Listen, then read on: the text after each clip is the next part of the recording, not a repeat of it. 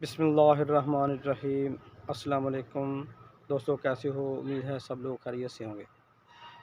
दोस्तों, तुसी देख रहे हो मियाँ सलीम दे नाल प्यारे पाकिस्तानी यूट्यूब चैनल। ते उस तो बाद मैं तुहानू जनाब वेलकम करदा वां अपने चैनल ते जेड़े नवे आए हो मेरे चैनल सबसक्राइब करो और बेल आइकान नू प्रेस करो ताकि तुहानू हर वीडियो मिलती रहे। लाइक करो, शेयर करो। दोस्तों, होर सुनाओ, ठीक ठाक हो? मेरी दुआ है कि अल्लाह ताला तुहानू खैर वफियत दे नाल रखे। दोस्तों, अज मैं तुहानू अपने बगीचे की विजिट कराना चाहना। दोस्तों, जैसा कि तुम सारे जानते हो कि पौधे लगाना, दरख्त लगाना सदका जारी है। इस वास्ते कोशिश कराया करो कि अपने इर्द गिर्द अपने घरों के पौधे लाओ ताकि तुसी माहौल नू बेहतर तो बेहतर बना सको। दोस्तों, आओ मैं तुहानू अपने पौधे विजिट कराना, एक एक करके सारे पौधे चेक करावांगा तो उम्मीद है तुहानू मेरा बगीचा पसंद आएगा। व्यूअर, ए देखो, यह अमरूद का दरख्त है, माशाल्लाह काफ़ी बड़ा हो गया है और ये नाल है फालसा और फालसे का फल भी लग्या होया। तो दोस्तों, यह नाल अंब का दरख्त है, अंब दे नाल अनार है, अनार दे नाल देखोगे तुसी कितना खूबसूरत फल लगे हुए हैं, फुल लगे हुए हैं, फुलदार पौधा है और माशाल्लाह बड़ा ज़बरदस्त खूबसूरत नज़र आ रहा है। यह दोस्तों देखो, यह सेब का दरख्त है, यह सेब के पौधे ने, गौर ना देखो तो नज़र आएगा। यह सेब का पौधा माशाल्लाह पिछले साल लाया सी, काफ़ी बड़ा हो गया है। यह नाल अमरूद भी खड़ा है और यह माशाल्लाह यह आड़ू का पौधा जी खड़ा है। देखो, इंशाल्लाह उम्मीद है कि नैक्सट सीजन के आड़ू लगणगे और माशाल्लाह काफ़ी बड़ा हो गया है। तो यह भी पिछले साल लाया सी।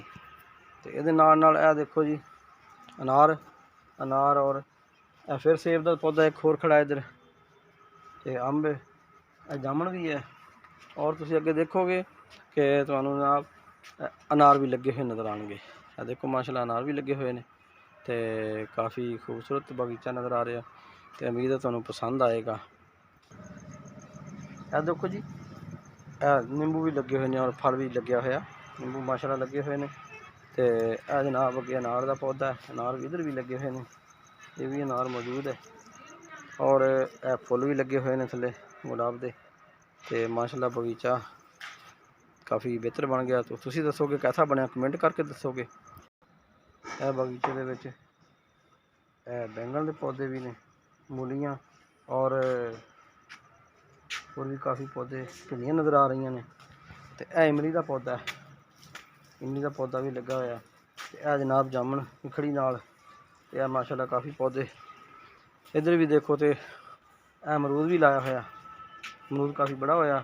थले जनाब पुदीना का बाग भी है जी, यह देखो तो नज़र आएगा माशाल्लाह। यह उत्ते शतूत है, यह शतूत का काफ़ी बड़ा दरख्त हो गया। इनू इंशाल्लाह फल भी लगेगा अप्रैल मई तो बड़े लंबे लंबे तूत होंगे इंशाल्लाह, बहुत मज़ेदार होंगे, तुम खाओगे तो मज़ा आएगा।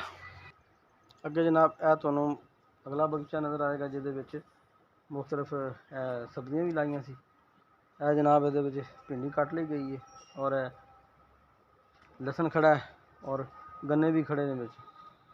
तो बाकी शतूत वगैरह दरख्त खड़े है। तो ये तुम देखोगे तो उम्मीद है पसंद आएगा। बगीचा कैसा लगे तुम सानू दसोगे। दोस्तों, बगीचा तुम कैसा लगे कमेंट करके ज़रूर दसोगे और मेरे चैनल को सबसक्राइब करो और लाइक करो, बैल आइकन प्रेस करो ताकि हर आने वाली वीडियो तुहानू टाइम ना मिलती रहे, लेट ना हो। हाँ जी दोस्तों, कैसा लगे बगीचा कमेंट करो और